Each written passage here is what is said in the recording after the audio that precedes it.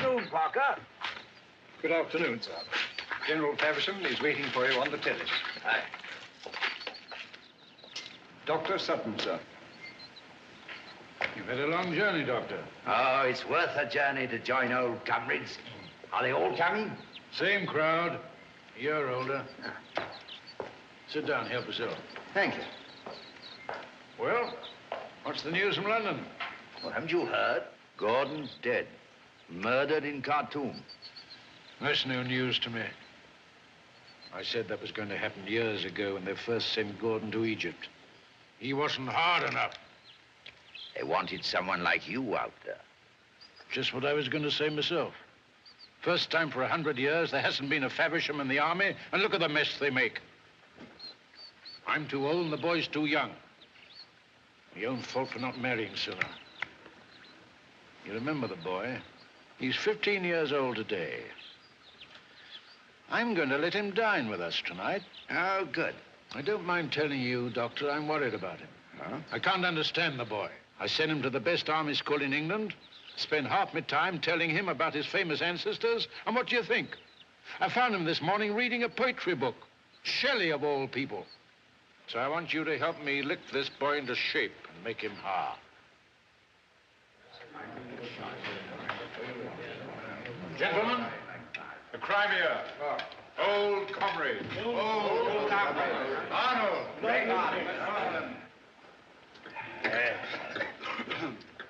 Crimea, by Jove. War was war in those days, and men were men. No room for weaklings. Balaclava, for instance. Here, you fellows remember the positions. Now, here, these nuts were the Russians. Guns, guns, guns. On the right, the British infantry. The thin red line. There was the commander-in-chief. And here was I, at the head of the old 68th. The right was impassable, the left was blocked. Behind us was the commander-in-chief. I realized the position in a flash. I said, the 68th will move forward. Immediately, one of my subalterns came to me, shaking. Absolutely shaking. I said, what's wrong, Travers? I'm afraid to face those guns, sir. I said, would you rather face me? He took one look at my face and off he went. 10 minutes later, he was shot to pieces at the head of his men. As a soldier should be, eh? I quite agree with you, General. I can tolerate nerves before a battle, but I can't stand cowardice. I remember a soldier at Inkerman when a Cossack charged down on him. I saw a man raise his musket, fumble with his trigger, and then turn and run. The Cossack's lance went in at the back of his neck and came out in his throat. Best thing that could have happened to him. Do you remember Wilmington? Wilmington? Fine old service family. Father killed at Inkerman, grandfather blown up under Nelson, and uncle scalped by Indians. Oh, splendid record, splendid. What happened? Well, the general ordered him to gallop through the lines with a message. Paralyzed with funk. Couldn't move. General sent his adjutant. Killed before he'd gone 50 yards. Sent his ADC. Head blown off. Then he went through with the message himself. Lost his arm. Ruined his cricket. Oh, yes, I remember now. He disgraced his family. His father disowned him. Hung about for a year or two and then blew his brains out. Ah, he had the courage to blow his brains out. Courage? Last spark of decency, that's all. There's no place in England for a coward. Harry, past 11. Time you were in your bed. No. Sit you down, my boy. Sit you down. Hey, it's the boy's birthday, and we've not drunk his health. Go ahead, General. A toast to Harry. And may he prove the bravest of the Favershams. To Harry. Harry.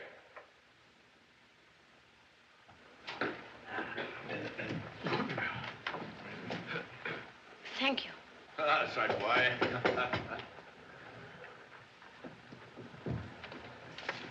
Good night, Father. Good night, Harry. Good night, gentlemen. Good night, my boy. Good night, Harry.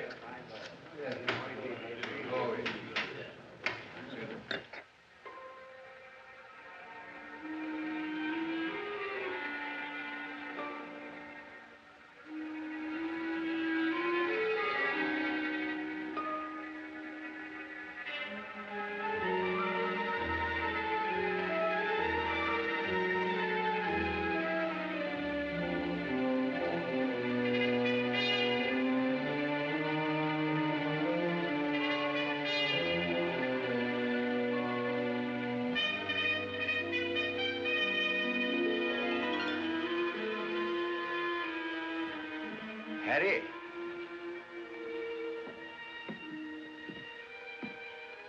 You don't remember me. I remember you, though, when you were about so long. I was doctor in your father's regiment in the Crimea. I knew your mother, too, Harry. She was my friend. And I'd like you to think of me as your friend, too. If ever you should need me, here's my card. Not much use to anybody nowadays, but if ever you feel the need, write to me. Come and see me. That's very kind of you, sir. Thank you. Good night, sir. Good night, Harry.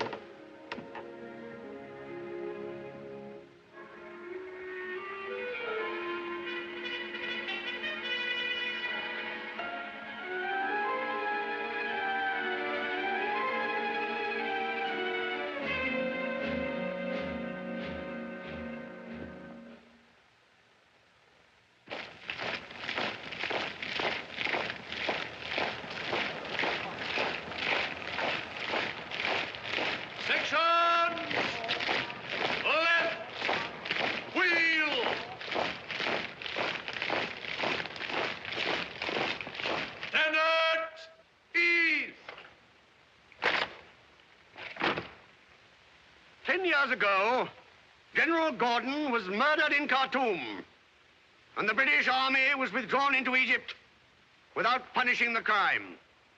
Today, the Royal North Surrey Regiment is under orders to join Sir Herbert Kitchener's Anglo-Egyptian Army for the reconquest of the Sudan.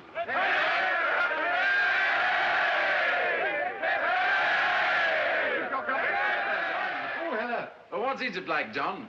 Principally sand, sweat, and sunstroke. Oh, lovely. When do we start? Can't say. Not before next Thursday. Heavens, no. It took them 10 years to make up their minds. We'll be lucky if we start in a month. Splendid. Then I can give you these. Mr. Harry Faversham, Captain John Durrance, and one for Fat-Face Willoughby. Oh, what's all this? An invitation to the Burroughs family bean feast, complete with regimental string band, strawberry ices, and a performing troupe of hired waiters. Oh. Here's my sister's coming of age. Ethne's 21 next Thursday, so father's letting himself go. Champagne? Gallon. Oysters? Oysters in June? Don't be a fool. I had my coming out. I had the sense to have born in March. Father's going to be terrific. He's written 4 speeches already, and he's been rehearsing them in the bathroom. My lords, ladies and gentlemen, and officers of my old regiment, this is an occasion for double rejoicing. I am proud to announce not only my daughter's coming of age, but also her engagement to the son of my old comrade in arms, Mr. Harry Faversham of the Royal North Surrey Regiment.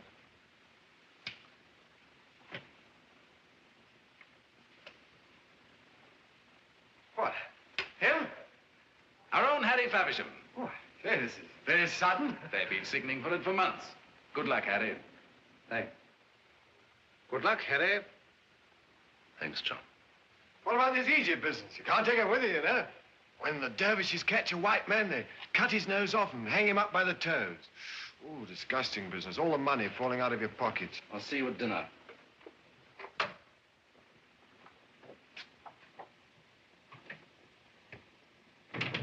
Oh, did I frighten the poor lad? Shouldn't be surprised. I don't know what's come over the lad. Can't take a joke. Never takes a drink. Moons about all day. Reads poetry all night. That's love. Give me indigestion. Oh, time to get changed. So long. So long. I'm sorry, John. I was a fool to make a joke of it like that. I know how you feel about it. That's all right, Peter. It was for her to decide. I wish it had been you all the same. See you at mess. After all, there are plenty of other girls. Plenty. For other men. Many years ago, I fought in the Crimea beside that very gallant soldier, General Faversham, whose death last year was such a loss to us. Tonight, I am proud to announce the engagement of my daughter to Harry Faversham, my dear old friend's only son. 10 years ago, when Harry was a boy, I raised my glass in his honor with the toast, may he prove the bravest of all the Favershams. Harry Faversham, coupled with the name of my daughter, Ethne. Good luck. Good luck, Harry. The company is now dismissed. The business of dancing will now commence.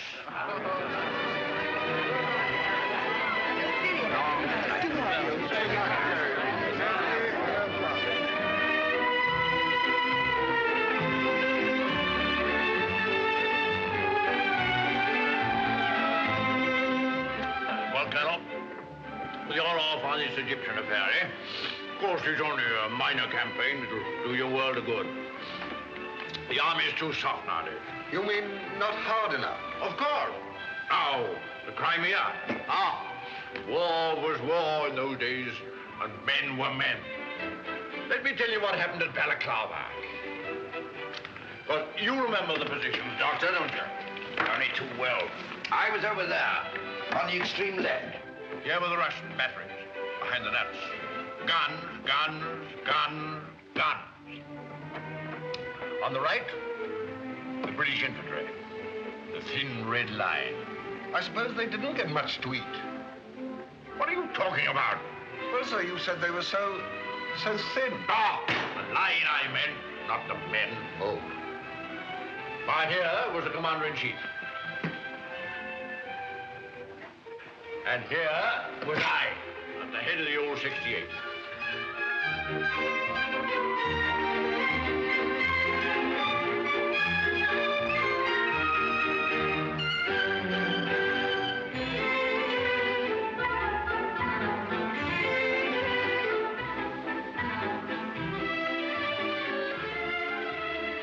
Sorry Father had to drag Egypt into it. Tired of Egypt already? We have it for breakfast and lunch, and the honor of the regiment for supper. I suppose he quite understands you're marrying me and not the regiment. He's not quite sure about that. Are you quite sure?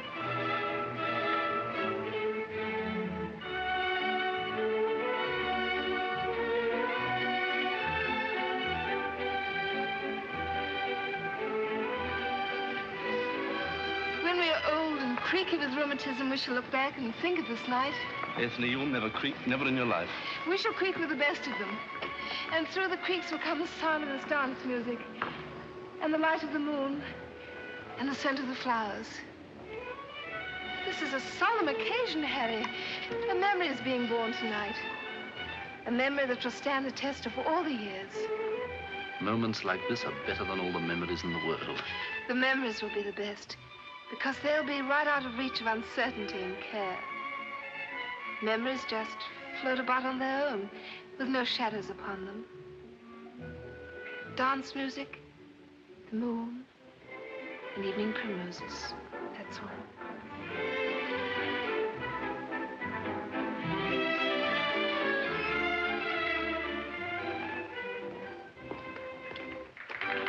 You're not going to rob me of my solitary dance, Anthony. John, I'm so sorry. It's my fault.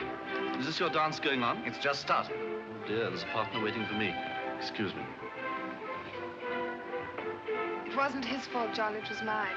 I talked too much. Shall we dance? It's a polka. Don't you like a polka? Bit jerky, isn't it? Rather like saying goodbye in Morse code. I'm sorry, John. There's no need to be sorry. It's terribly hard to explain. There's nothing to explain. You don't expect a girl to sit down and write out a catalogue. Points why I love Mr. A, points why I don't love Mr. B. It's only Mr. B who sits down and puzzles out the points against him. You never saw such an impressive list.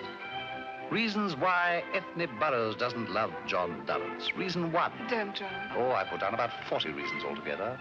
Reason 41 was she loves the other man. So I crossed the rest out. Thank you. Well, Harry's a fine fellow. With you to help him, he should have a splendid career. You'll enjoy helping him, won't you? I hope I shall be able to. You will. I think you'll be very happy. And I think I shall always love you. Oh, John, dear. I'm so sorry. Oh, rubbish. I shall be all right. You're not going to be sorry for anything tonight. Come and dance that polka. I've just learned it.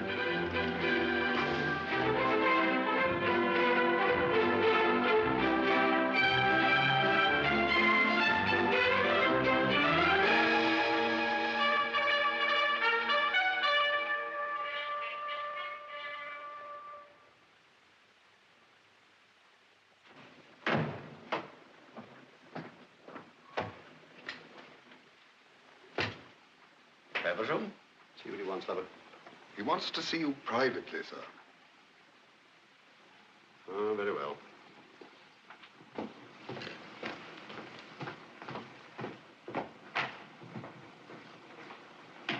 Well, Feversham? I want you to accept this, sir. What is it? I am resigning my commission. Resigning your commission? What do you mean? I mean just that, sir. I don't understand you, Feversham. I should have taken this action months ago. I only accepted a commission for my father's sake, because all his family have been soldiers. But when he died, my duty towards him was done. Your duty towards him? Have you no duty towards your country? Oh, go lie down in a dark room, my boy. You'll be all right in the morning. I've made up my mind, sir. Feversham, if you do this, you'll regret it for the rest of your life. I'm sorry, sir. I've made up my mind. You're deliberately shirking your duty, sir. I refuse to accept your resignation. I am within my rights to resign, sir. You cannot refuse. I never thought I should live to see a Feversham play the coward.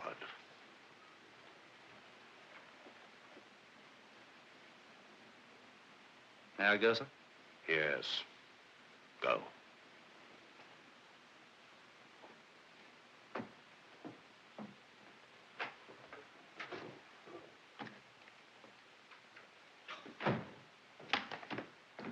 The officers Well? are waiting, sir.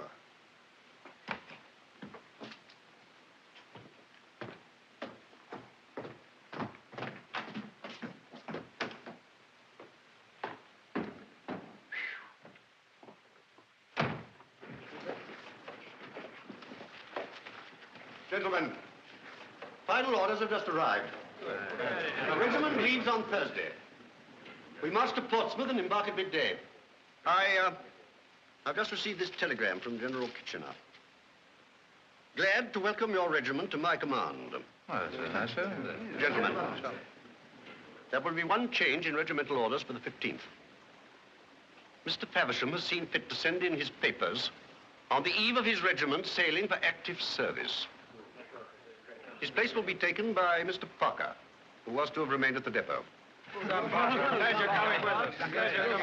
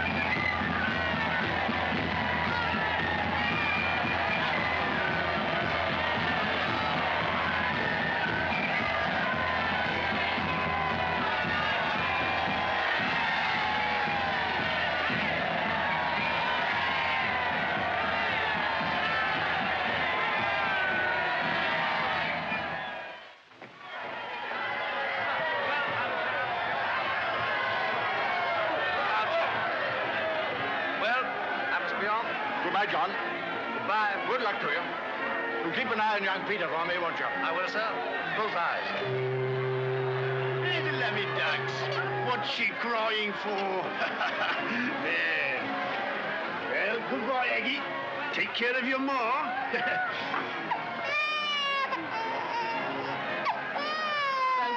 Goodbye, lovey. Don't take on now. I'm all right. Kids are going to miss you. Goodbye, my boy. Goodbye, Father. Goodbye. The dogs are going to miss you. Yes, sir.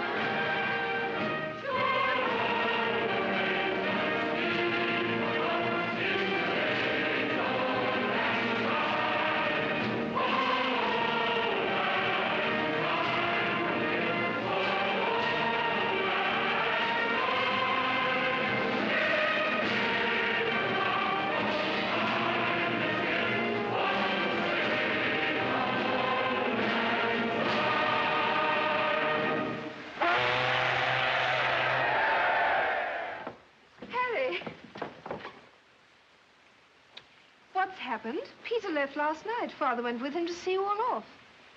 They've cancelled it. You're not going after all? They've gone. The regiment sailed this morning. But I haven't gone with them. I don't understand. We've discussed it so often. The futility of this idiotic Egyptian adventure. The madness of it all. The ghastly waste of time that we can never have again. What have you done, Harry? I've resigned my commission. I should have done it sooner. Long ago. It's released me from the life of an imposter. That's all a man is when he fails to be true to the things he believes in. I believe in our happiness. I believe in the work to be done here to save an estate that's near to ruin. To save all those people who've been neglected by my family because they preferred glory in India, glory in China, glory in Africa. Excuse me, miss. This package has just arrived for Mr. Faversham, addressed in your care and marked urgent, miss. Thank you.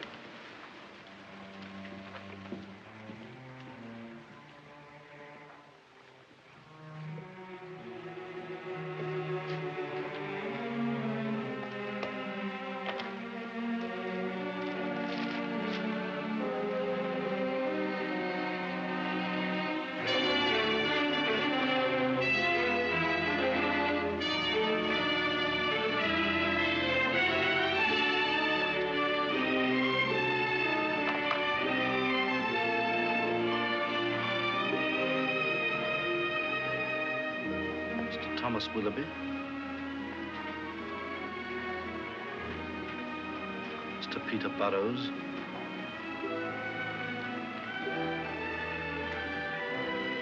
Captain John Durrance.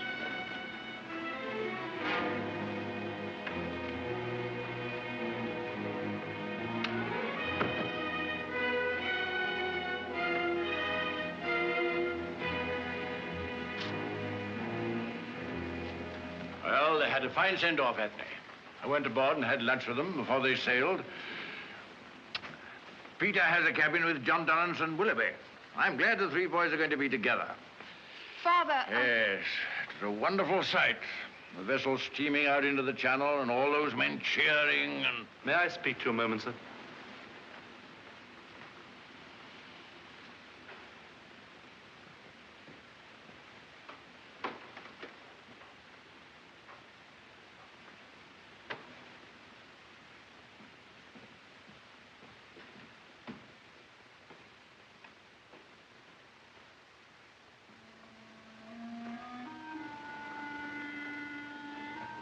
It was cruel to send these.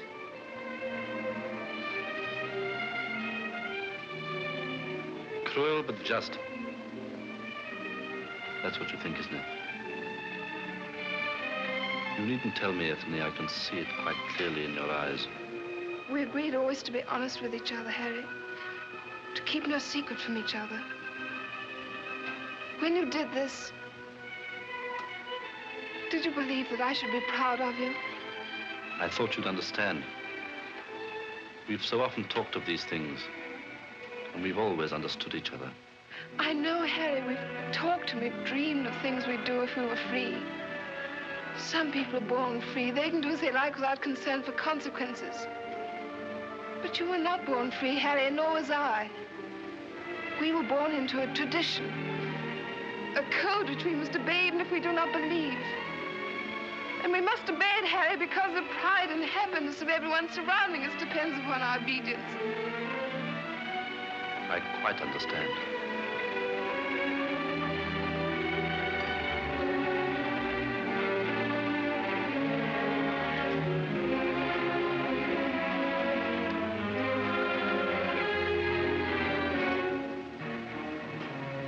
There should be 4 feathers here.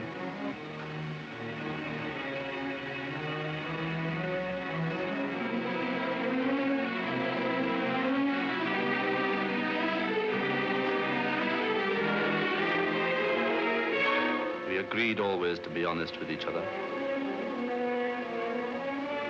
Give it to me.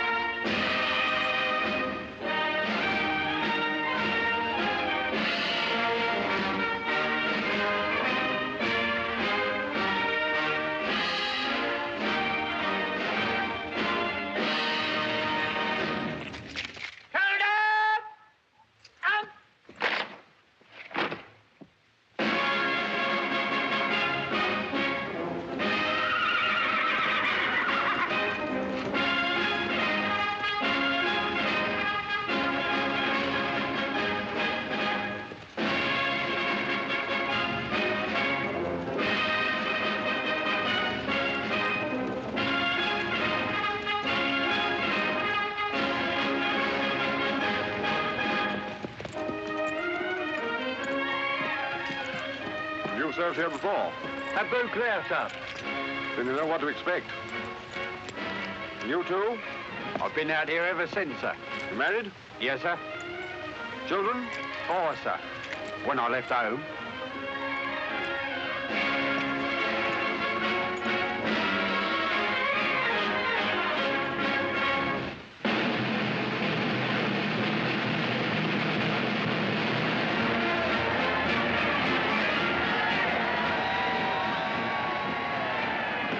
Harry Faversham.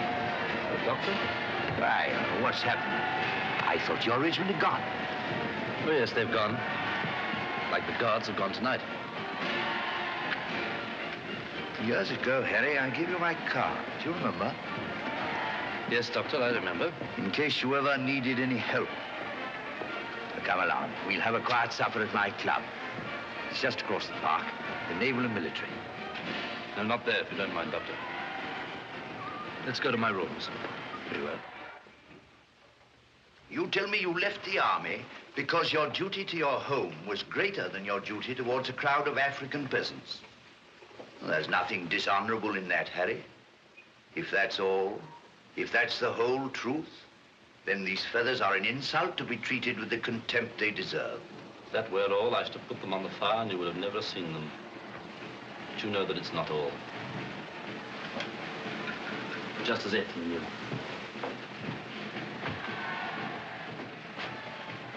I was told a ghastly story when I was a boy, and you were there when it was told. An officer who failed to carry a message because he was paralyzed with fear. An officer disgraced and hounded out of society who shot himself in a back room off the Haymarket because his life was ruined. That story haunted me. Many a man is haunted by some fear. With me, it was more than fear. My father despised me. He believed me to be a coward. His belief turned fear into reality. I knew that if ever fate put me in the same position, I should behave like that man and meet the same end.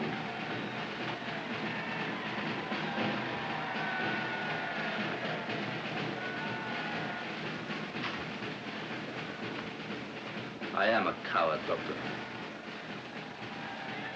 If I'd been anything but a soldier, I might have lived my whole life and concealed it. But to be a soldier and a coward is to be an imposter, a menace to the men whose lives are in your hands.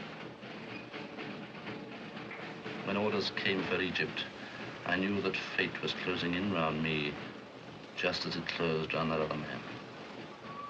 I fought against it. I believed in all the reasons I gave for shirking my job.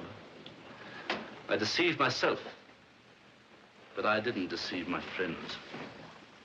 The men who sent me these feathers knew me better than I knew myself. The man who tries to cheat his fate is more than a coward, he's a fool as well. Yeah, you're wrong there, Harry. I never met a fool who had the imagination to be a coward. If I thought you were a coward, Harry, I should take this with me. Fight you for it if necessary. It's because I know you've no intention of using it on yourself that I leave it here.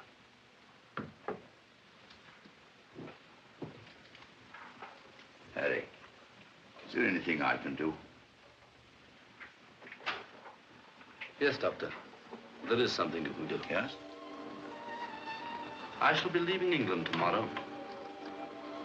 I shall write to you from time to time, just to tell you that I'm alive. If you don't hear from me for a year,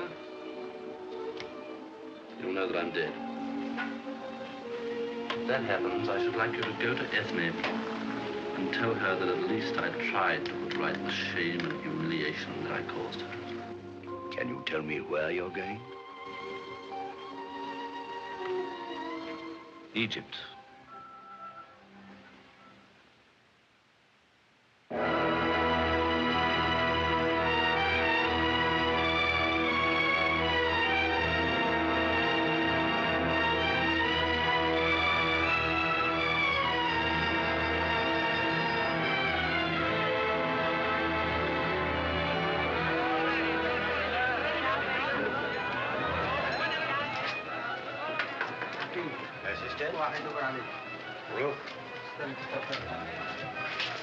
Dr. Harris? Yes? I've come from England, from an old friend of yours, Dr. Sutton. Dr. Sutton, I remember him. I served with him in the hospital in India. How is he? As well, he sends you his greeting. What may I do for you? I have a mission to reach the army of General Kitchener. I want your help to disguise me as a native. You speak Arabic? No. You have some native tongue? No. But the army of General Kitchener is 400 miles away, across country in the hands of the enemies. How then can a doctor help you, except to certify you as mad? I'm told there is a native tribe called the Sangali that once revolted against the Khalifa. And in revenge, the Khalifa branded them, cut out their tongues from their heads, and made them outcasts. You know the brand? All men know the brand of the Sangali. Then you understand the reason of my visit, Doctor. But, my dear young man, you will miss your tongue in many ways. I will keep my tongue. No one will look for it if I'm branded. I can stain your skin, but I cannot imitate a scar that would escape detection. That I understand.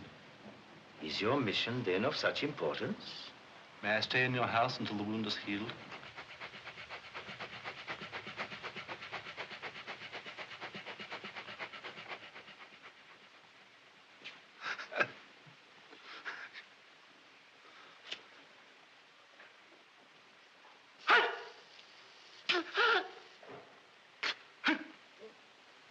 You are a brave man.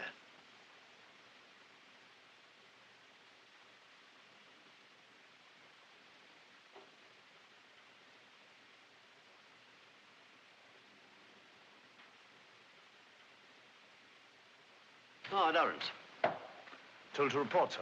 Kitchener's been talking to me. Now, you know what the situation is. The main army and provision ships must get up the Nile, whilst the only feasible route up country towards Andaman. But the river's blocked by the Khalifa's army, and our ships can't get through the gorge.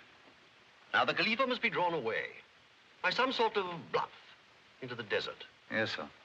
Now, if one of our brigades appeared on his flank, he'd have to turn away and face it. And that would leave the river unguarded. Yes, sir. Now, General Kitchener can't spare a regiment, much less a brigade, but he can spare a company. Number 5 company of the Royal North Surreys. Thank you, sir. 1 section, by the left, quick march. Number 2 section, by the left, quick march. 3 section, by the left, quick march. 4 section, by the left, quick march.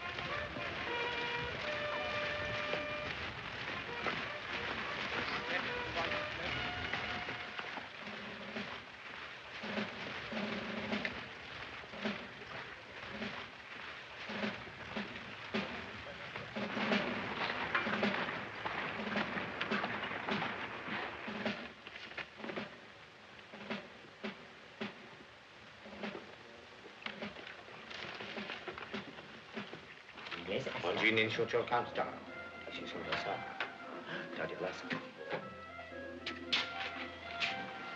Who is this man? How much did he overhear? Oh. Oh. Oh.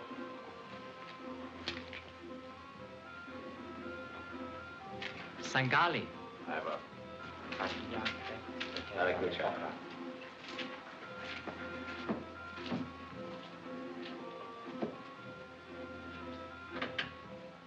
That was a very bad performance, Mr. Faversham. No true Sangali would enter a room with the self-assurance of an Englishman. Why was that fellow in such a funk? He was terrified you might betray him. Oh, I see. But for myself, I have no such fears. But I must admit I should feel a little more comfortable if you would tell me frankly why all this, the wandering, the disguise. In England, 4 people gave me a white feather apiece. They've got to take them back. Oh, a mad race, the English. No, not so mad. In England, a white feather is the mark of a coward. Ah, I see. Then why worry? Be a coward and be happy. No, Doctor. I have been a coward. And I wasn't happy. Tell me, did he bring any news? Yes, he says the North Surrey Regiment has left Abduhan. By crossing the desert, you could pick them up at the Nile, perhaps near the 5th Cataract. Part of Kitchener's army is going up the river in boats. They will be hauled up the cataract by native labor. There is your chance.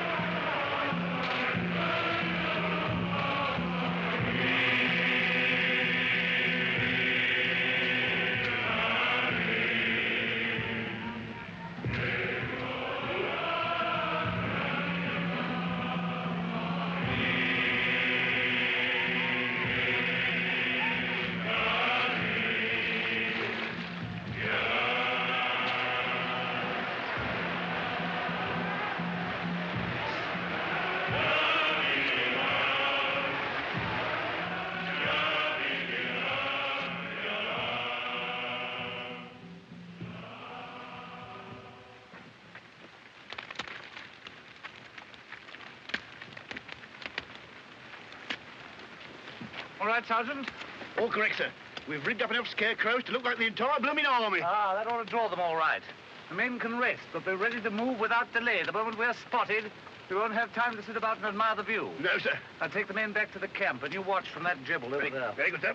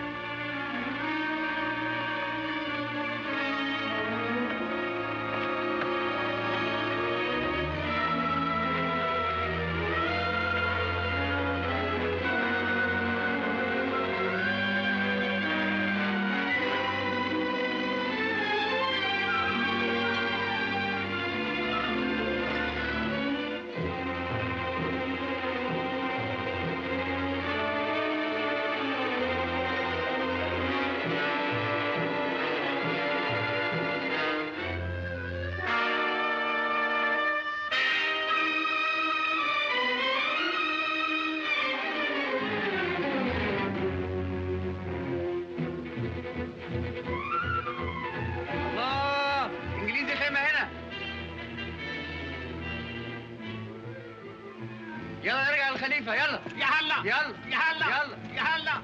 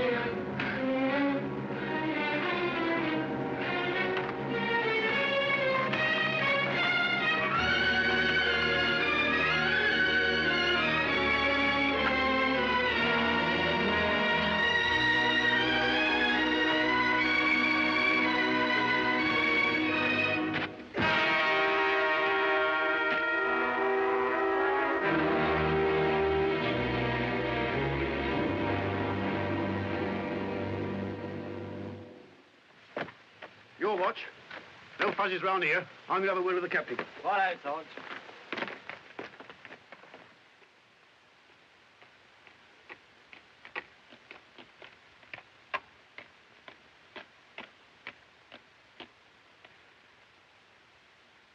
Blimey!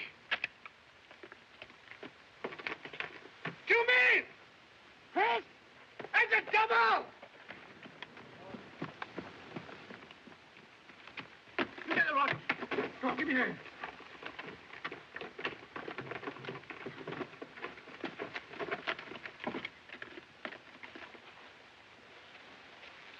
Didn't we ought to start him back to camp at once?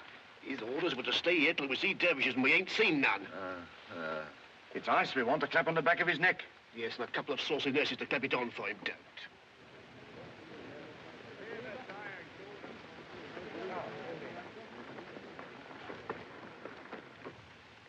Can you see anything? No. We can't make it out. He said he'd be back by dawn at the latest. Well, perhaps he's spotted a covey of dervishes and wants to keep an eye on them. No, if he'd spotted any dervishes, he'd be back in no time.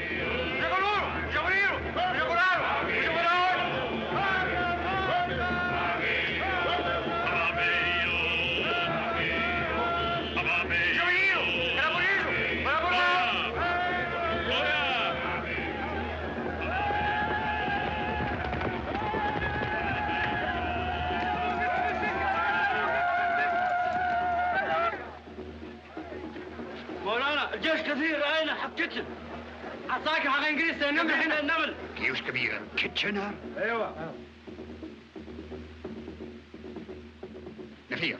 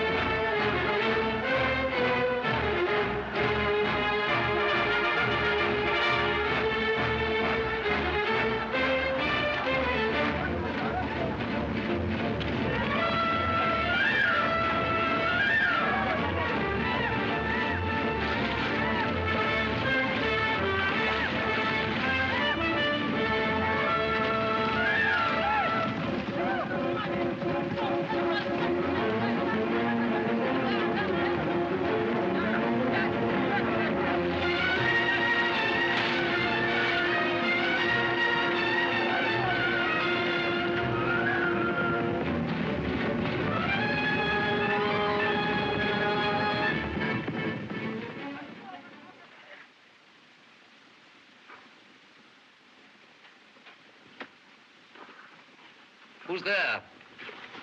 Corporal Evans, sir. How long have I been lying here? Since this time yesterday, sir. What's the time now? About 3 o'clock, sir. Call Sergeant Brown the moment it's daylight. But it's light now, sir. It's afternoon. Huh?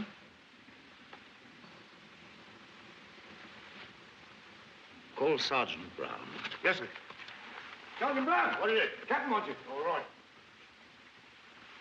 Sergeant Brown here, sir. Come in. Good to see you better, sir. No sign of dervishes yet? Yes, now strike the camp immediately. I spotted dervish yesterday. There's not one moment to lose. Very good, sir. On the clock. Call in your men. Jones, take the captain's door. Come on, the double there.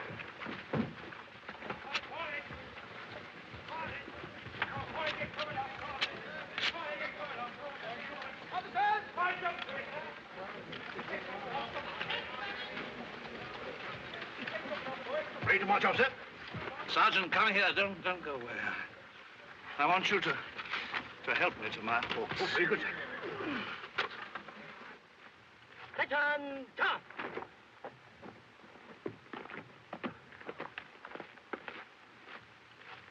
Plan, Barrels. strike for 10. Put on the mule and follow us on behind.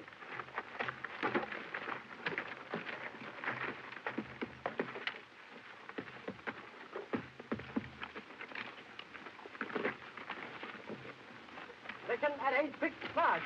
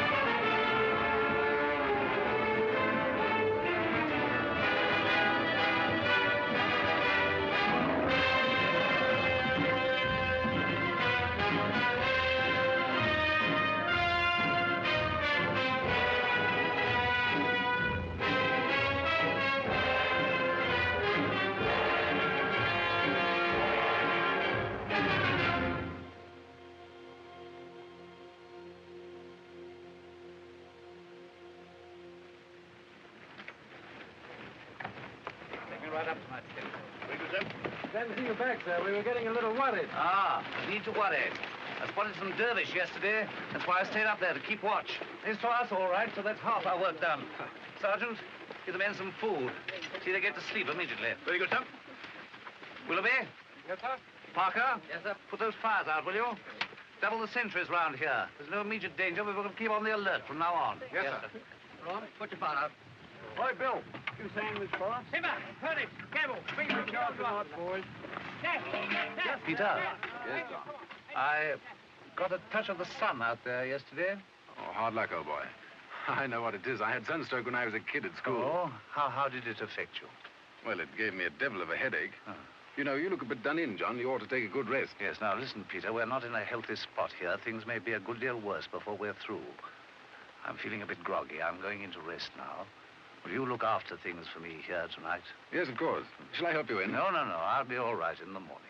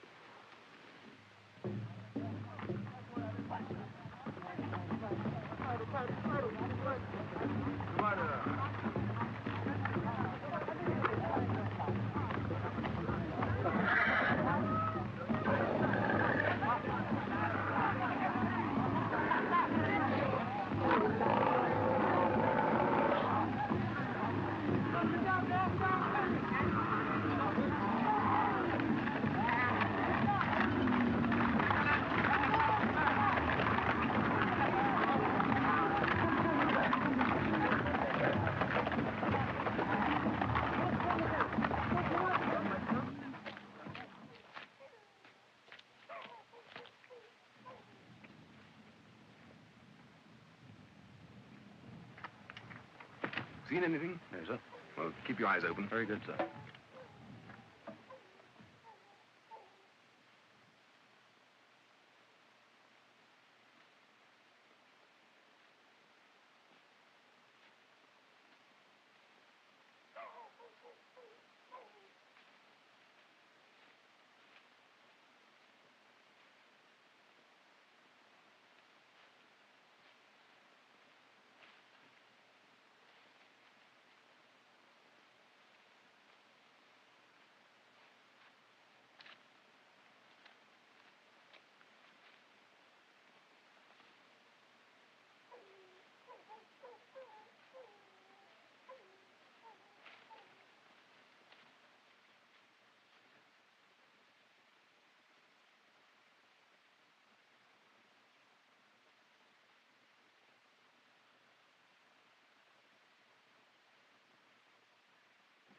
Mules are restless, sir.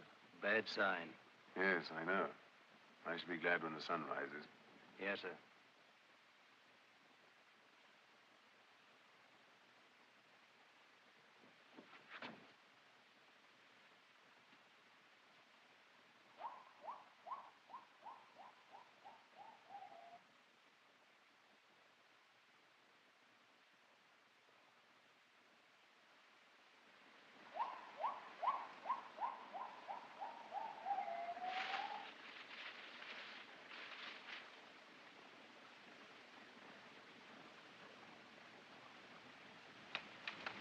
بعدين دعاء.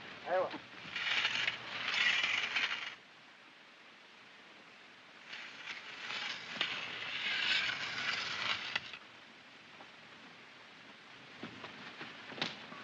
Alarm!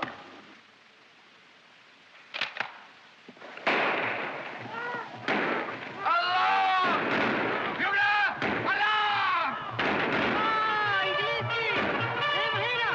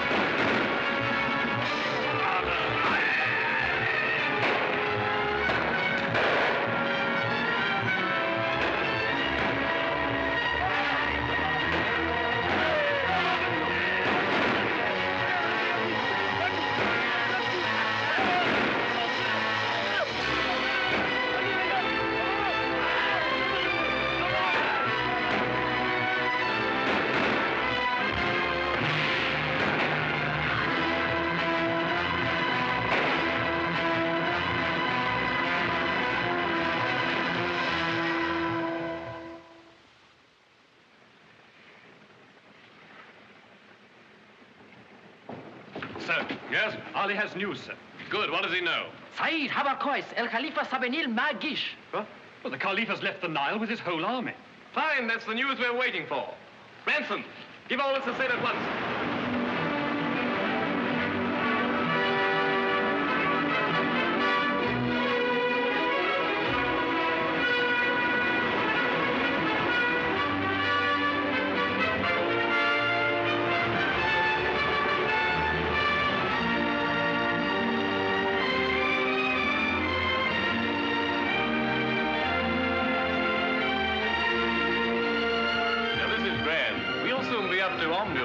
Kitchener can have his battle where he wants it. Thanks to Durrance. He's done a magnificent job.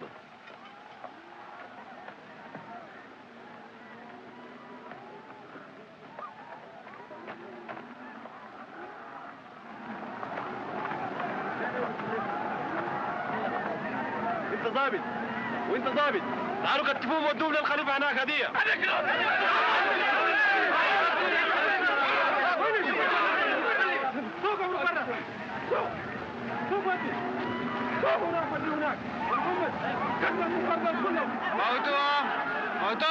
قدام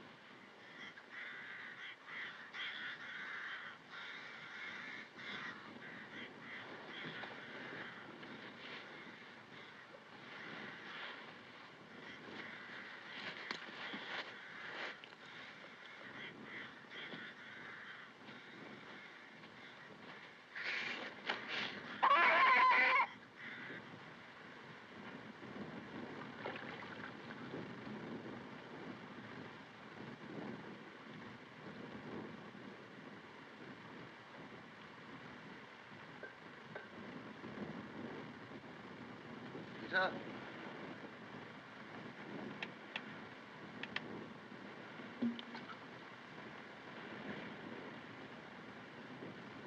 Is that you, Peter?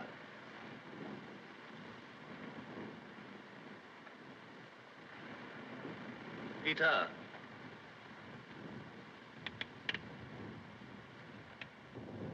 Peter? Peter? Peter?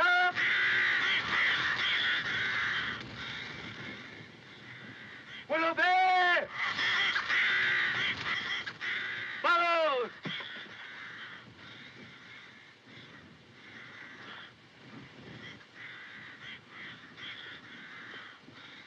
Peter! For God's sake, answer me! Oh, is that you, Peter? I'm blasted, dear man.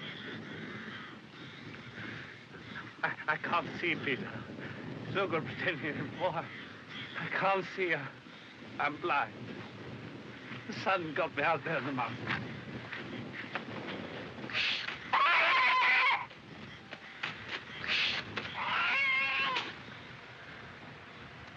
Why don't you speak? What's the matter?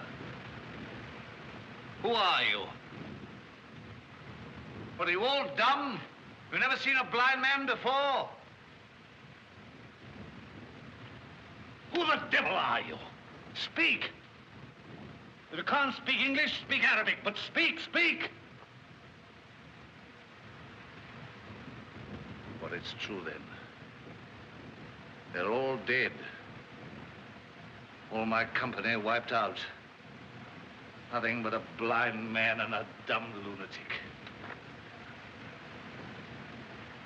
There's nothing left but death from thirst.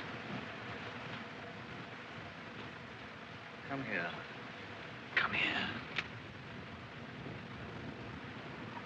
Lean your head against the one cool thing left in this blasted furnace. But you won't? All right. Well, go to the devil alone.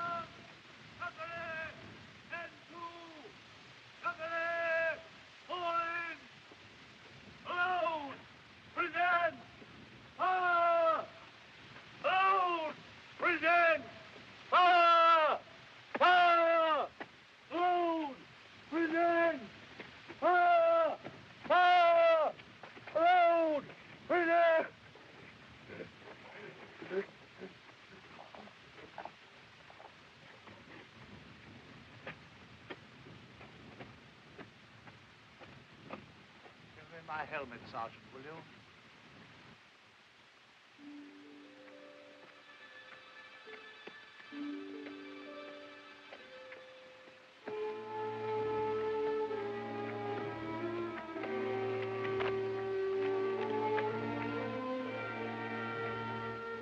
Ethne.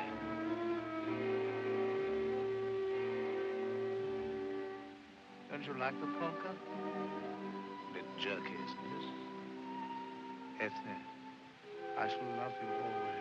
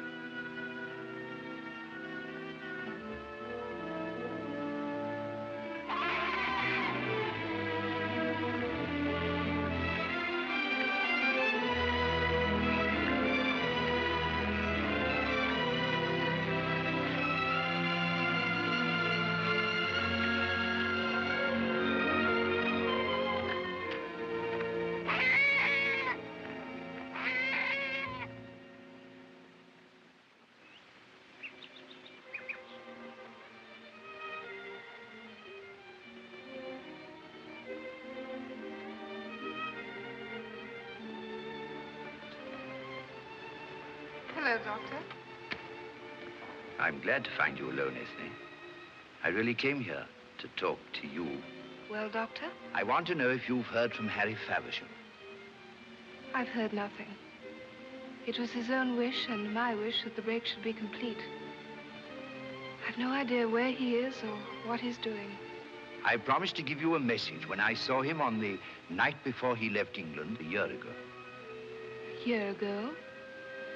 Then I don't understand, Doctor. Well, he left England for one purpose only. If he succeeded, he said that you would learn by means that would need no explanation. If he failed, then he asked me to let you know that at least he'd done his best. I see. He promised to write to me now and then, just to show that he was still alive. If I heard nothing for a year, then his silence would show that he was dead. Not yet.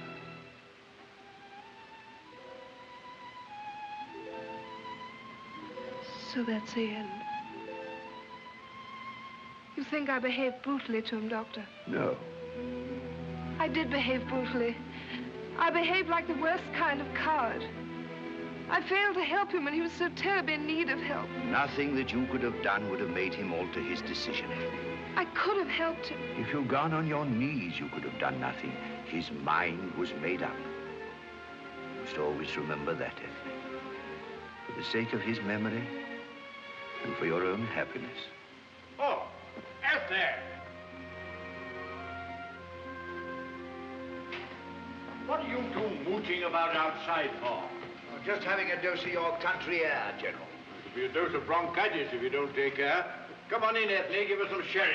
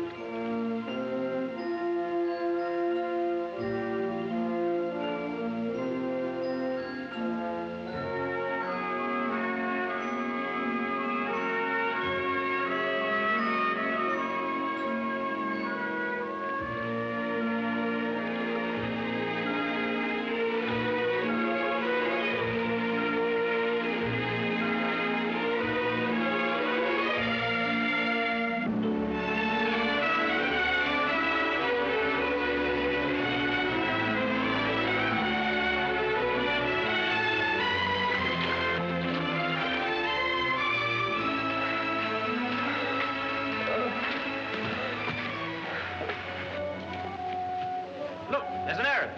He's got an officer. Blimey, he's trying to rob him. Come on, let's get him.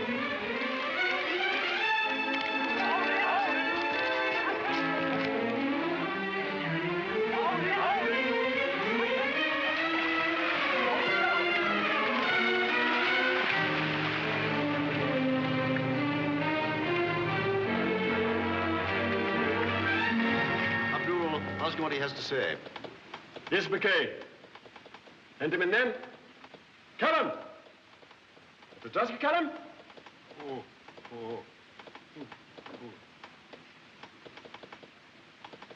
It is useless, Your Excellency. He's part of the Sangali tribe. He cannot speak. Put him with those 2 horse thieves we got yesterday. Send him to Abu Hamid to mend the roads. March him out, Sergeant. Sir.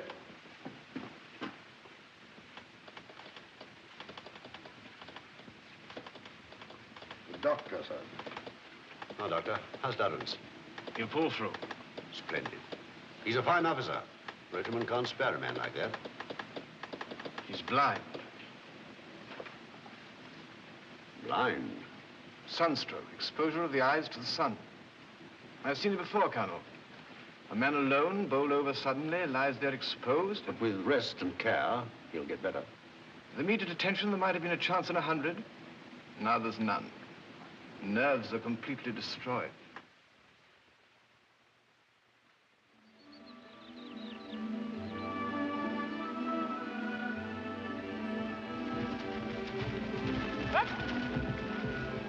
Good work, boy. Good work. Good work. Aha! You'll have me riding to hounds in a couple of weeks. Up another 6 inches, Joe. No more today. Just one more, just a tiny little bit more. Tomorrow, John. It's time to dress for dinner. Dress? I can dress in 10 minutes now. Knocked 2 minutes off my record this morning. There's your shaving lesson before dinner, too, sir. Ah, yes, my shaving lesson. Also my lesson in making bow ties. Lots of fun in going back to school again, Ethne. Joe's a great teacher, ought to be a professor. Easy with a good pupil, sir. And no more of those infernal chopped-up meals. I'm feeling like a lesson in carving roast chicken tonight. I'll see you at dinner. Come on, Joe. Thank you. Brave man. I hope I can make him very happy.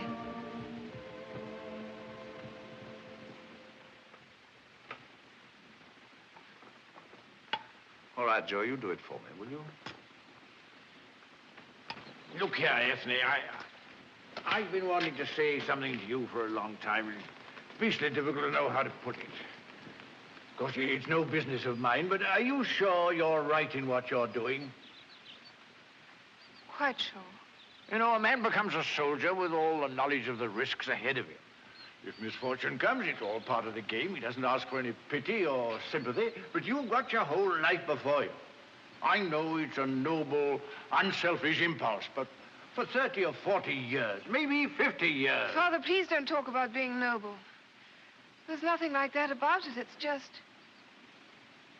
Well, it's just that I've made up my mind. Yes, the Arab is a strange, unexpected creature. Yes, wait a minute. You haven't heard the end yet.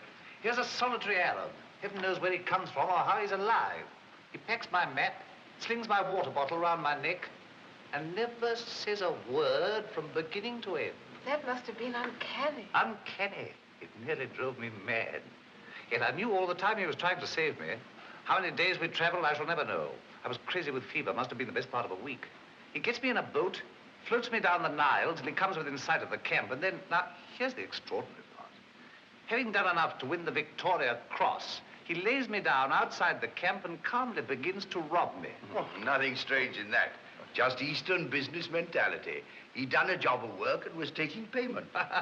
Poor devil got less than he bargained for. I carried no papers on active service and no money. Huh? You've got nothing? Nearly got one thing. The only thing I was carrying.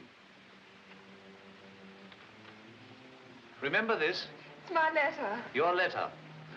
There's a funny thing in this letter. Ethne, read the postscript you wrote.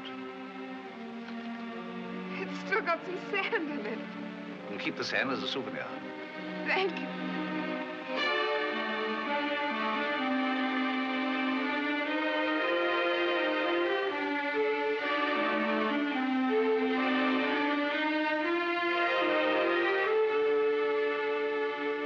Go on, read the postscript. Let me read it. P.S. Take care not to get sunstroke. You always said I knew too much to take advice.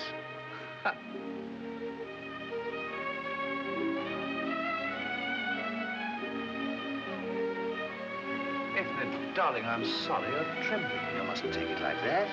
It's all over now. It might have been a lot worse. I might have been dead 6 months ago if it hadn't been for my little Arab friend. And what happened to your little Arab friend? Wish I knew. They sent the poor devil to a convict gang. When I came to my senses, it was too late to find him. He'd escaped. I was never able to trace him. Now for a turn in the garden. Stay here, I'll get my coat. And fetch yours, Ethel. Oh, my letter.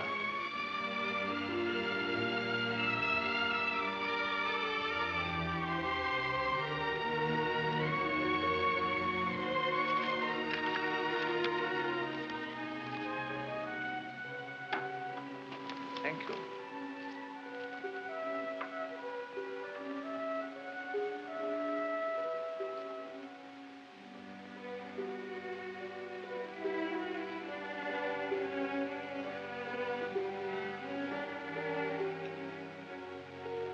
So Harry's alive. Or was when he paid that debt.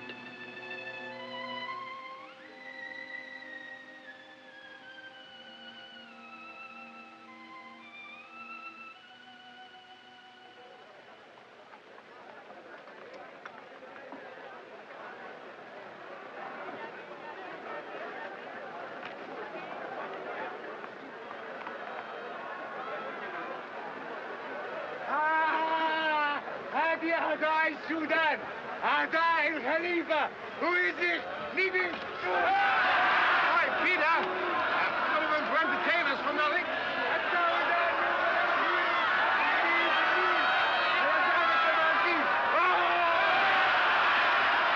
I had my hands free, I'd applaud!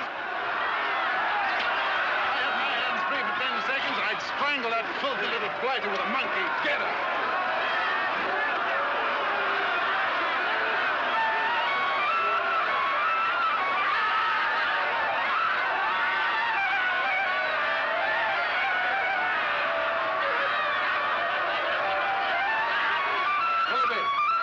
Do I still look sane? No.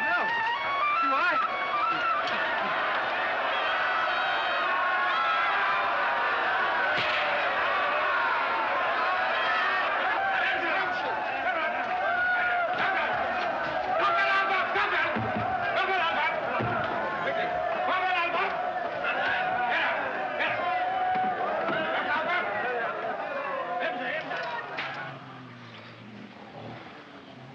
Despair. Peter. Peter. Perhaps our message got through. Perhaps Durrance did get away and sent this fellow to give us some hope of escape from this hell. Escape? I wonder. I wonder what his plan is.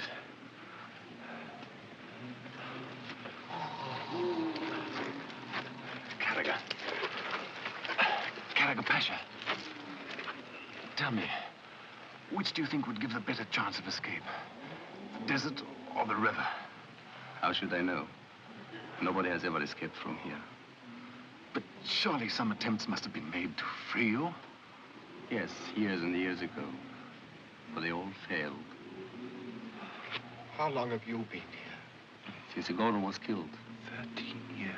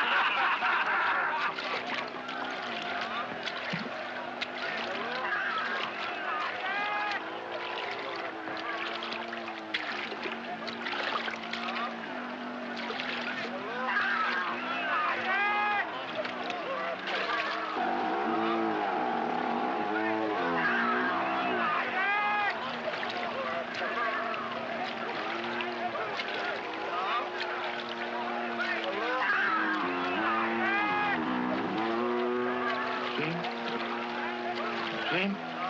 Yes? Sea Island?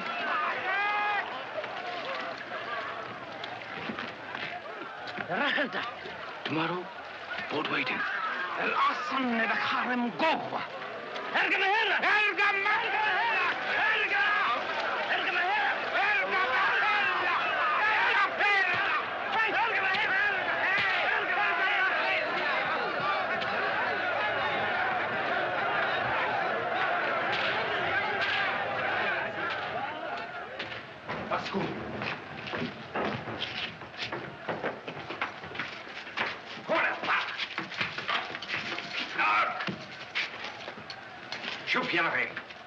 So, the man musician Ondorman was a British spy. Cala inglese. What message did you give to your British friends? Calafanus. The Khalifa will reward and spare you if you will do his bidding. What do you know of Kitchener's army? Calabasebo. If you won't answer, we'll flog you until you do.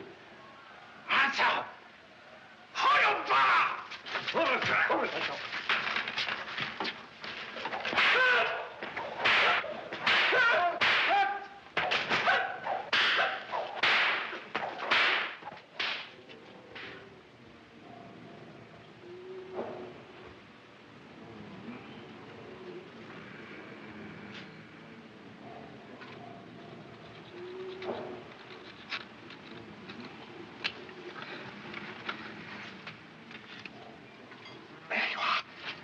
Thank heavens for that.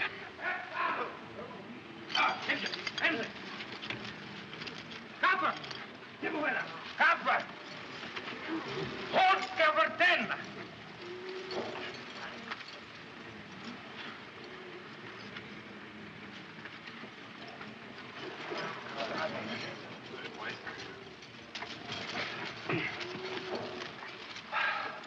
Well, that's the end of that.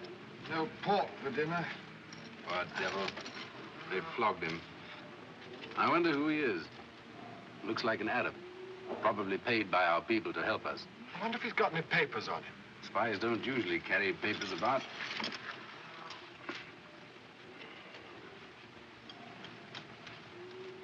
Well, I made a nice mess of that, didn't I?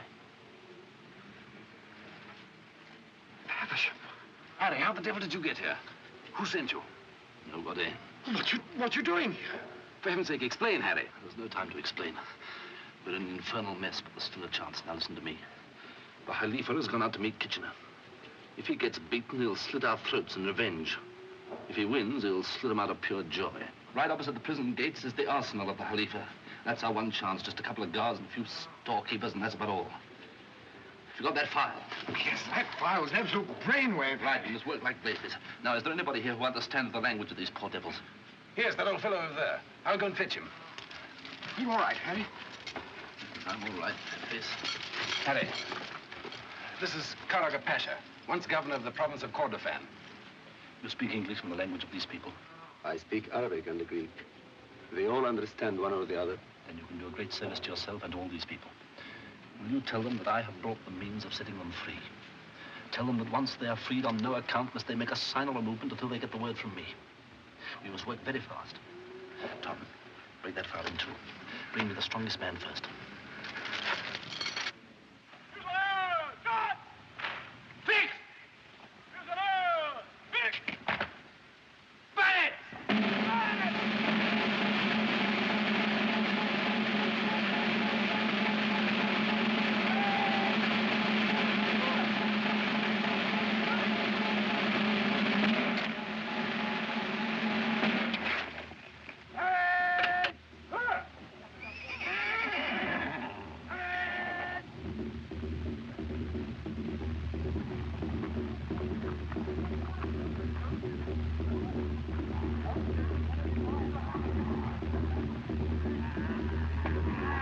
They're deploying to attack, sir.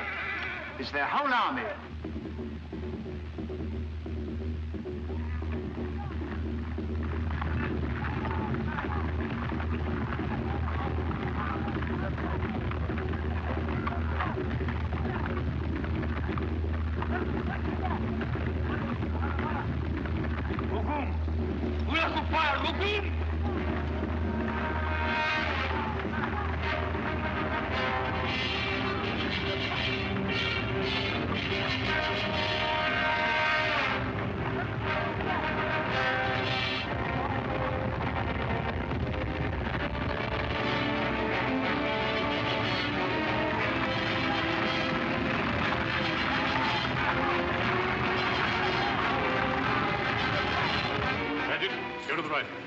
Friendly, go to the left. Tell the brigade to take up their position. Tell them to withhold their fire until the last possible moment.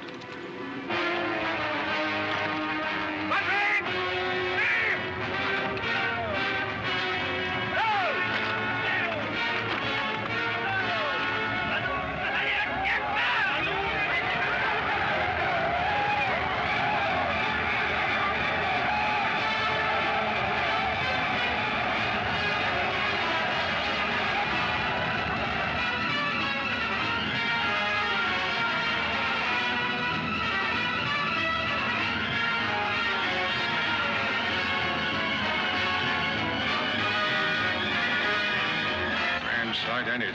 Getting horrible close. When do we fire? When we're told. Stick it, lad. If you can't look at them coming on, shut your eyes. I'll nudge you when to open them.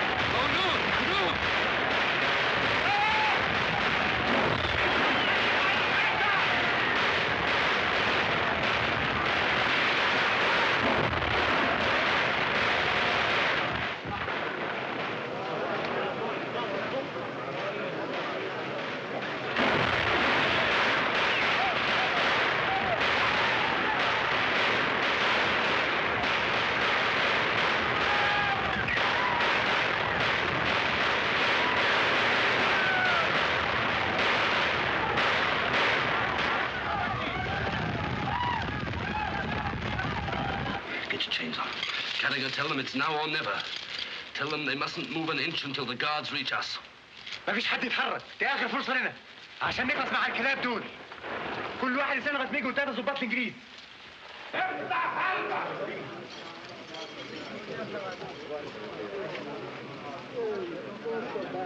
أنت كفري! أنت يا كفري! أنت يا كفري! هو يا جا! هو يا جا! هو كبيرة! هو علي! مصطفى! وسع الهجوم! وكان الكفري!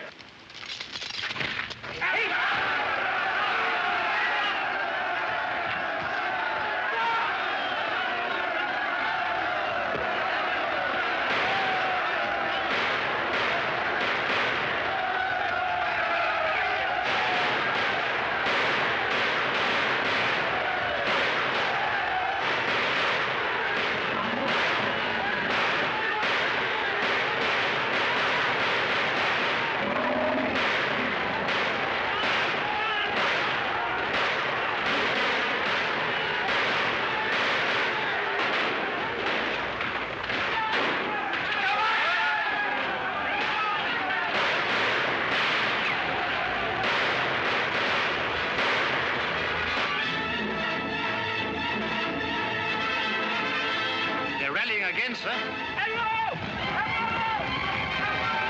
Aren't so many of them now. Nor of us, sir.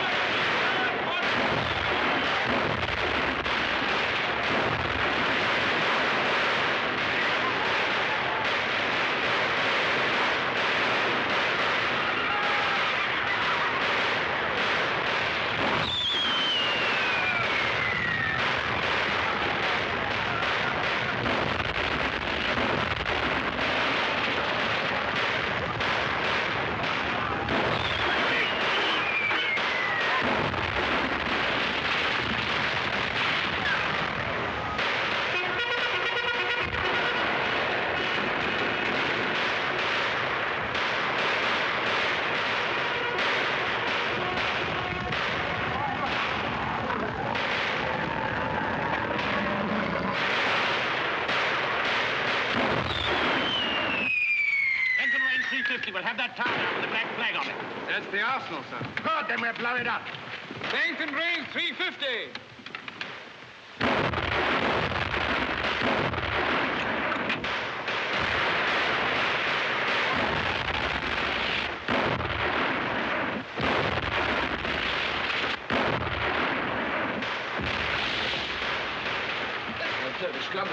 They'll blow us to pieces. Wait here.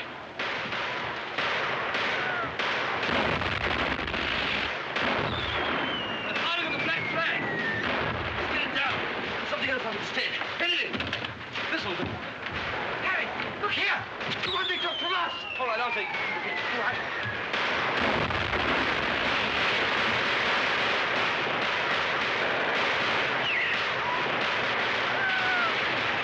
They're lowering the flag. Surrendering. Holding up a white one.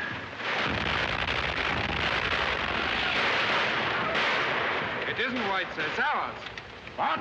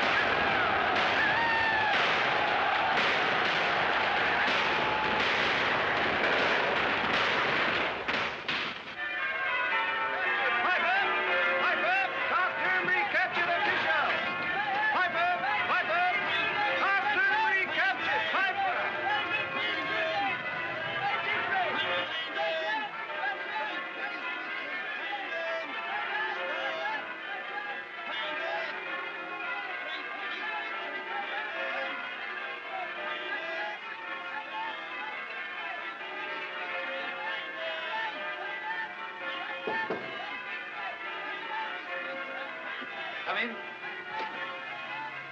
Hello, John. Hello, Doctor. How are you? Have a drink.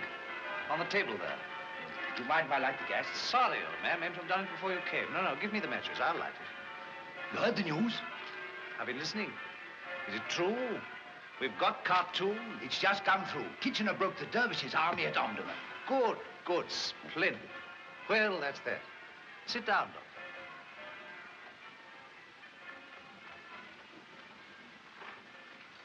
Whiskey? Not just now, John. You've seen Dr. Westley? I've just left him. Heiner, the German specialist, was there, too. Oh, nice fellow, that German. Took a lot of trouble. You needn't tell me the verdict, Doctor. I quite understand. I think it's what you expected, John. He doesn't feel that an operation... Neither did I. A man gets to understand these things. If there been any sort of spark left inside that could be fanned up again, I'm certain I should have felt it there. I've known for some time that they were stone dead. Heiner explained that the trouble sometimes comes from a lesion that can be repaired by operation. But in your case... In my case, it's a complete blackout. No harm in getting the best man, anyway. You've earned your whiskey now, Doctor. Thanks.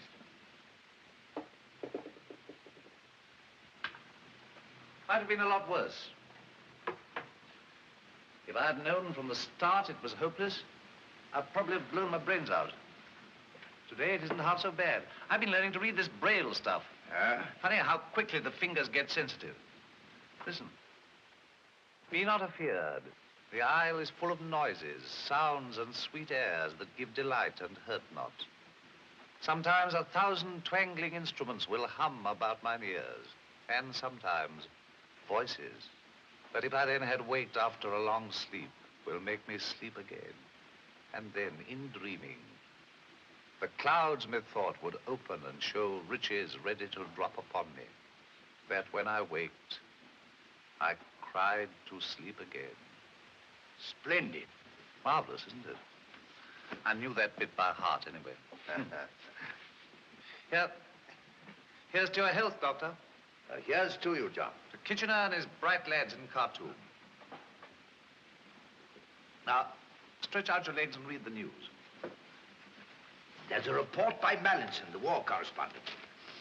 Khartoum, 2nd September. Good, good. Now, do read it. From the shadow of Gordon's palace, I am proud to send news of a glorious victory.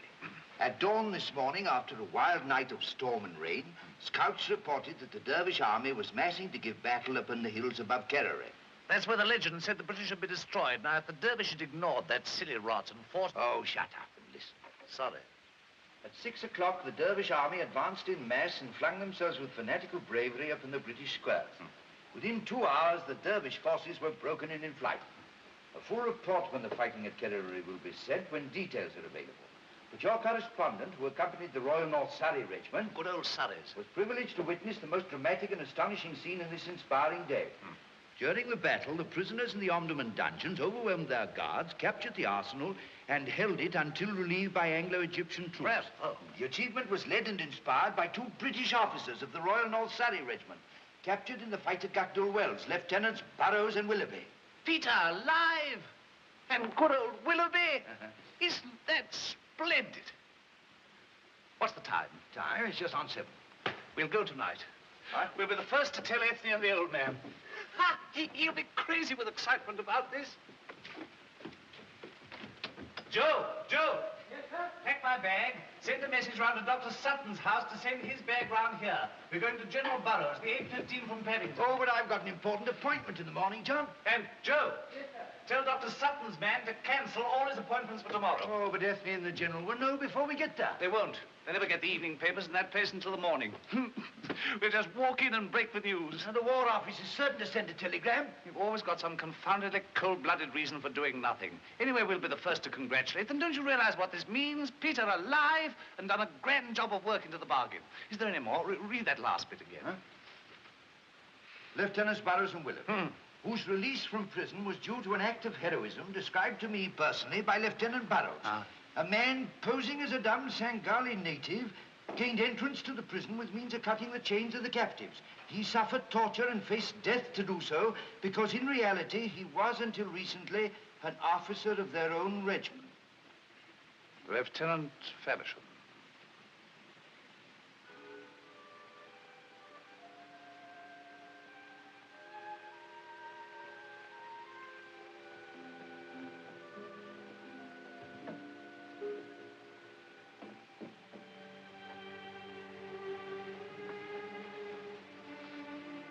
Why should he try to rob me?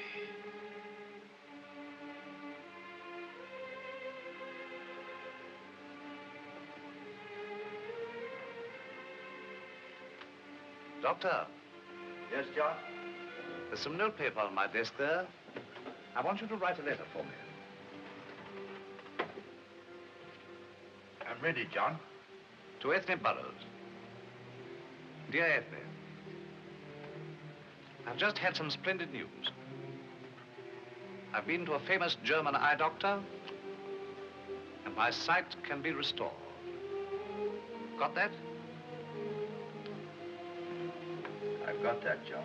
It means a long course of treatment in Germany, and I leave tomorrow. When I can see again, I shall return to the army with a happy memory of all you have done to help me through. I'll sign it myself. And add a postscript. P.S. Just heard the splendid news of Peter and Willoughby and Harry Faversham.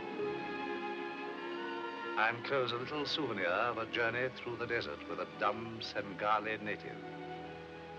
If you give him the chance that he deserves, you'll find he's not as mute as I thought he was.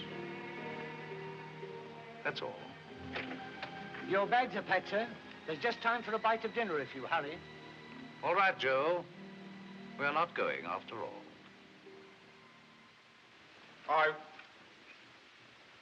I still say the army of today is soft compared with our time. Soft. That's your trouble. Still, you did your best. And as Harry's made you two young rascals take your feathers back, well, he'd better marry the girl and have done with it, eh, Doc?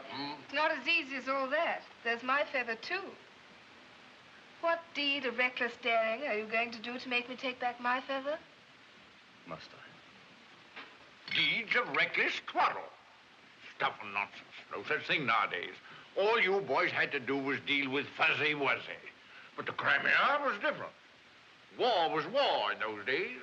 No room for weaklings. Take Balaclava, for instance. Of course, you fellas wouldn't remember the position, but it was the... thank you. Here were the Russians. Guns, guns, guns. On the right, the British infantry. One moment, sir. Your famous account of Balaclava is not accurate, you know. No? Not accurate, sir. Not accurate? No, sir. Let me recall the position. Out of the way. Here are the Russians behind the walnuts. Guns, guns, guns. Here's the British infantry. The thin red line. Here's the commander-in-chief. And here are you, at the head of the old 68th, correct? Absolutely. You were riding a horse called Caesar, which my father sold you because, fine horseman though he was, he could never hold him himself. Quite right. Quite right. Then, according to your story, you said, the 68th will move forward. Quite right. Quite right. Yes, sir. The trouble is you never said it. That? You never said it, sir. Never said it? No, sir. You never had time. At that moment, my father told me Caesar,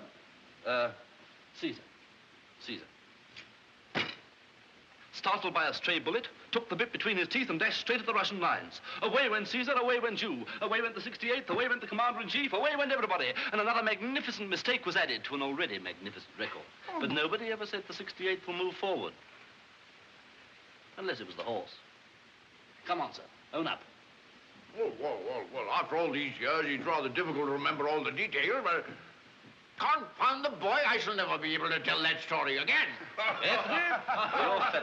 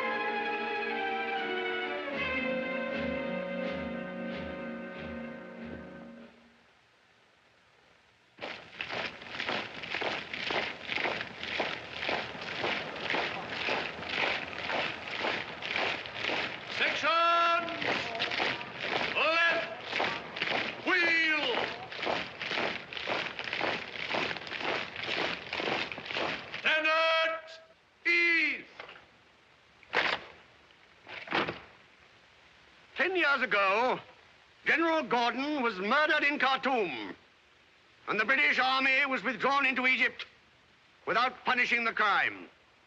Today, the Royal North Surrey Regiment is under orders to join Sir Herbert Kitchener's Anglo-Egyptian Army for the reconquest of the Sudan.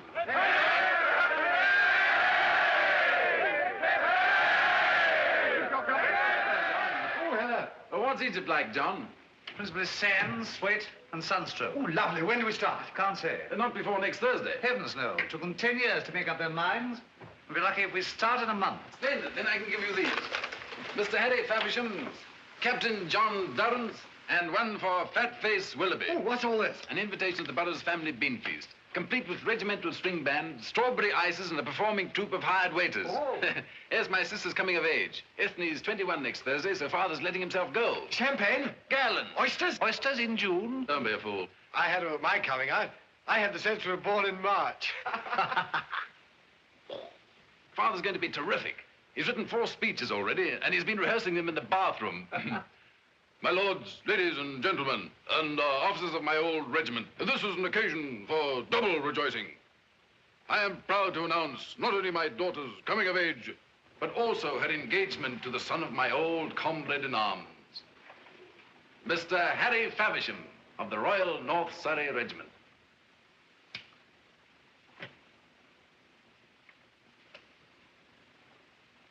What? Him? Our own Harry Faversham. Oh, that is very sudden. They've been signaling for it for months. Good luck, Harry. Thanks. Good luck, Harry. Thanks, John. What about this Egypt business? You can't take him with you, you know. When the dervishes catch a white man, they cut his nose off and hang him up by the toes.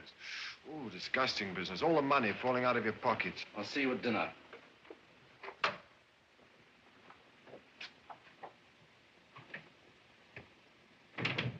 Oh, did I frighten the poor lad? Shouldn't be surprised. You've had a long journey, Doctor. Oh, it's worth a journey to join old comrades.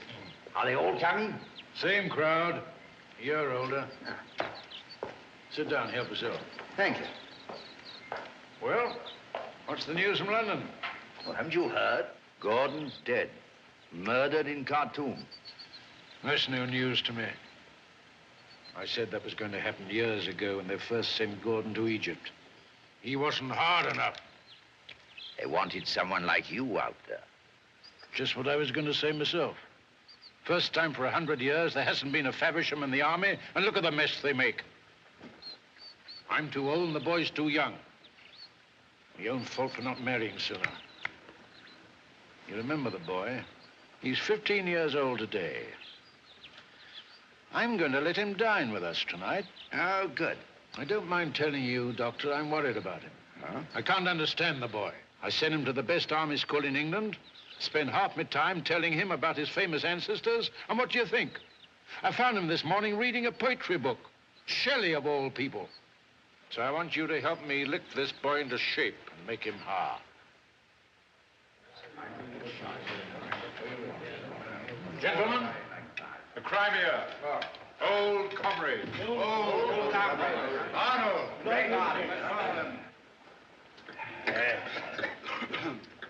Crimea, by Jove.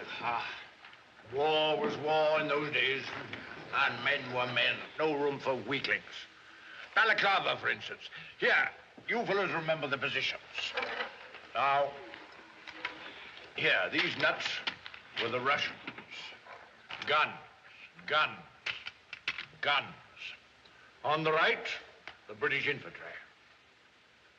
The thin red line. There was the commander-in-chief. And here was I, at the head of the old 68th. The right was impassable, the left was blocked. Behind us was the commander-in-chief.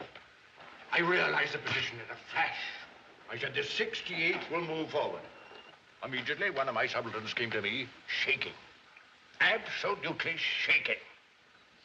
I said, what's wrong, brothers? I'm afraid to face those guns, sir. I said, would you rather face me? He took one look at my face and off he went. 10 minutes later, he was shot to pieces at the head of his men. As a soldier should be, eh? I quite agree with you, General. I can tolerate nerves before a battle, but I can't stand cowardice. I remember a soldier at Inkerman when a Cossack charged down on him. I saw a man raise his musket, fumble with his trigger, and then turn and run. The Cossack's lance went in at the back of his neck and came out in his throat. Best thing that could have happened to him. Do you remember Wilmington? Wilmington? Fine old service family. Father killed at Inkerman, grandfather blown up under Nelson, and uncle scalped by Indians. Oh, splendid record, splendid.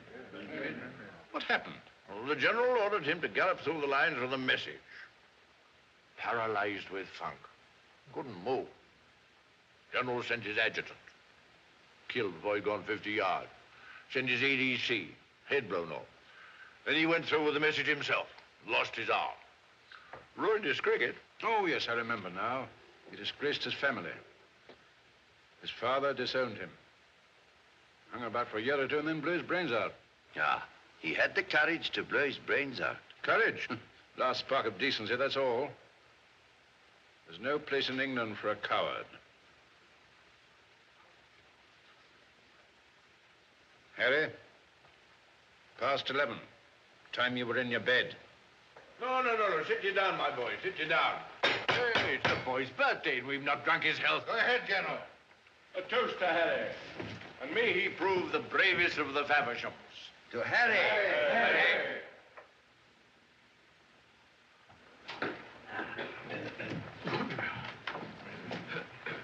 Thank you. That's right, boy.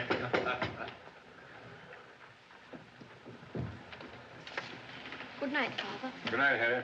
Good night, gentlemen. Good night, my boy. Good night, Harry.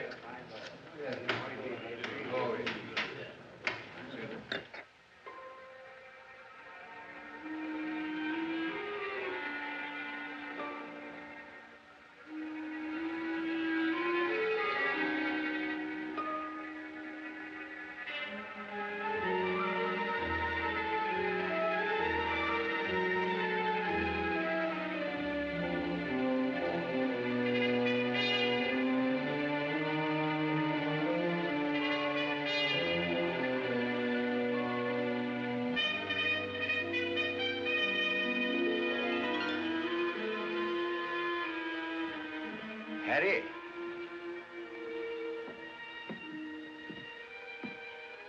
You don't remember me. I remember you, though, when you were about so long. I was doctor in your father's regiment in the Crimea. I knew your mother, too, Harry. She was my friend. And I'd like you to think of me as your friend, too. If ever you should need me, here's my card. Not much use to anybody nowadays, but if ever you feel the need, write to me. Come and see me. That's very kind of you, sir. Thank you. Good night, sir. Good night, Harry. I don't know what's come over the lad. Can't take a joke. Never takes a drink. Moons about all day. Reads poetry all night. That's love. Give me indigestion. Oh, time to get changed. So long. So long. I'm sorry, John. I was a fool to make a joke of it like that. I know how you feel about it. That's all right, Peter. It was for her to decide. I wish it had been you all the same. See what mess. After all, there are plenty of other girls. Plenty. For other men. Many years ago, I fought in the Crimea beside that very gallant soldier, General Faversham, whose death last year was such a loss to us. Tonight, I am proud to announce the engagement of my daughter to Harry Faversham, my dear old friend's only son.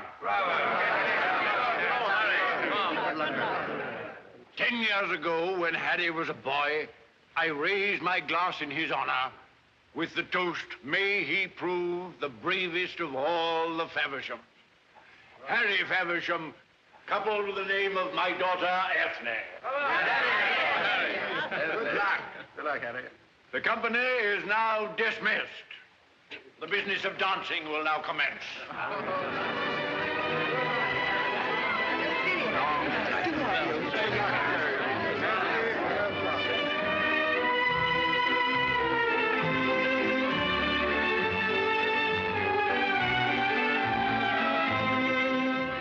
Well, Colonel, you're off on this Egyptian affair, eh?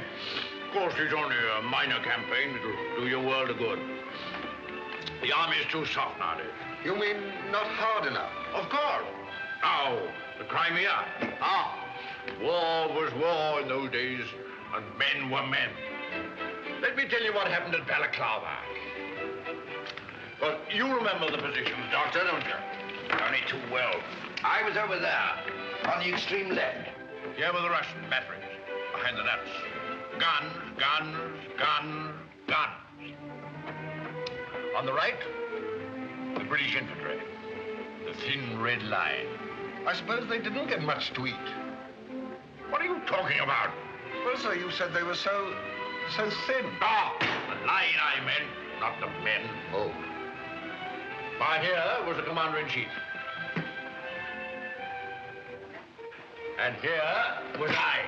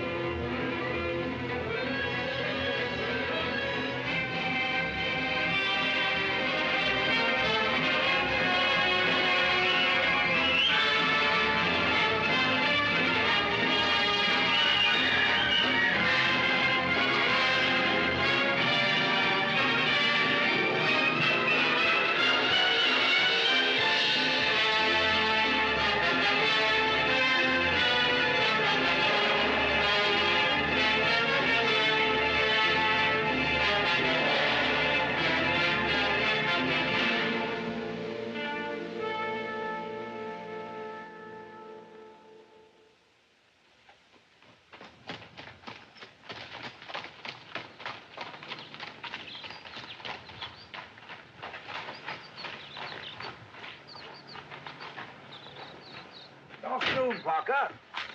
Good afternoon, sir. General Faversham is waiting for you on the terrace. Aye. Dr. Sutton, sir.